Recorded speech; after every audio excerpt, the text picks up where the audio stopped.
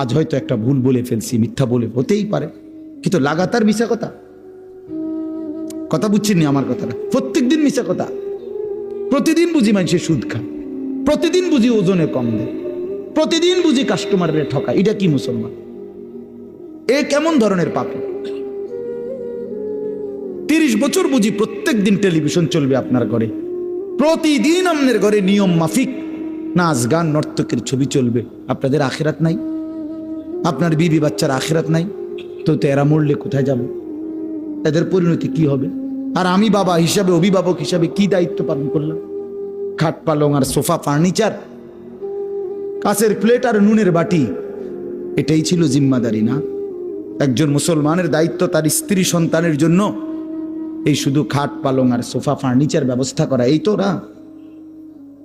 বলেন না বাবা, বলেন তো কি দায়িত্ব ছিল? কোরআন শরীফ